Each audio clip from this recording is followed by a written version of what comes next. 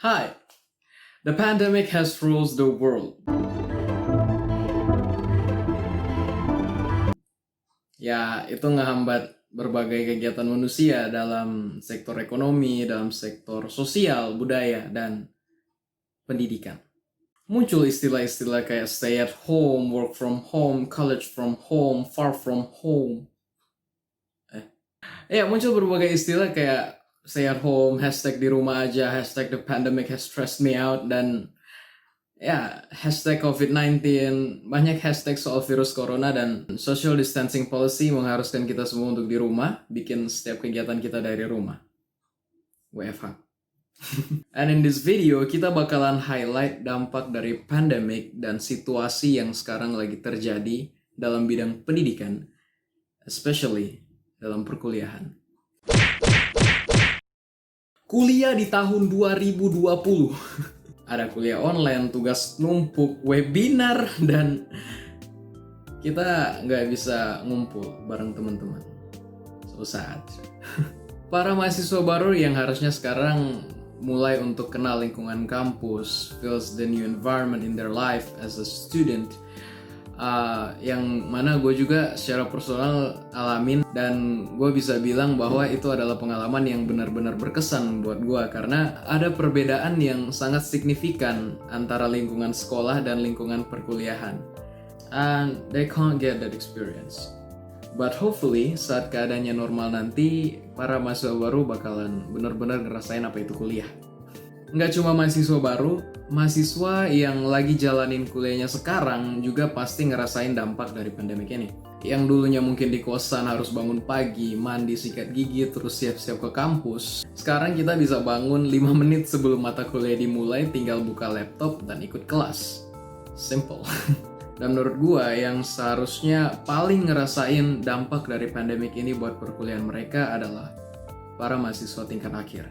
Well, I believe there's much things that they should have been doing now instead of keep learning methods from books, journals, or research. Ada mahasiswa yang harus turun ke lapangan untuk ngumpulin data buat penelitian mereka, dan because of all of the social distancing policy, they can't do it. Dan ini pasti berpengaruh besar buat perkuliahan mereka. Bimbingan skripsi juga menjadi terhambat. Saya dan mahasiswa lain yang satu dosen pembimbing baru melakukan bimbingan 2 kali saja. Padahal jika tatap muka, bimbingan dilakukan setiap Senin dan Kamis. Penyampaian materi dari dosen selama kuliah online dan offline masih lebih efektif di kuliah offline sendiri.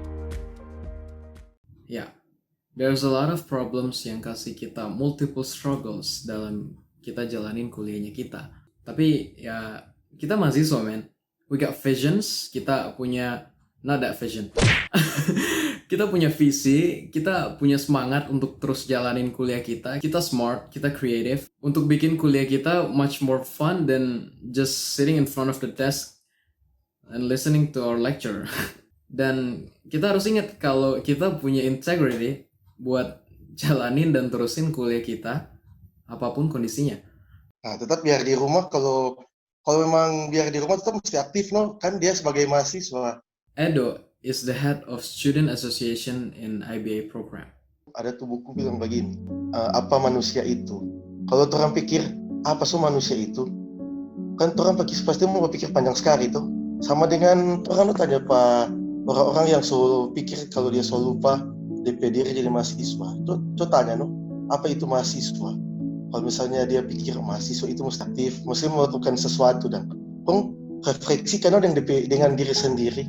Kantor itu kalau misalnya ada peran, misalnya manusia tuh, orang mesti menjalankan hidup sebagai manusia, bukan sama dengan orang binatang atau apa, ya mungkin tuh.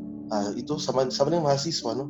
Kalau orang memang so melenceng dari peran di dunia ini, peran sebagai mahasiswa, orang refleksikan, oh kita so salah. Kalau mahasiswa itu mesti begini, mesti lebih aktif, mesti inisiatif tinggi, begitu.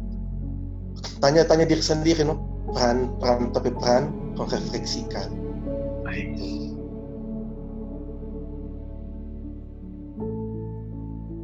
Well, sometimes shit happens and it's up to you. Do you want to run from it or deal with it? I'm Damien, and as always, the Fantasy League.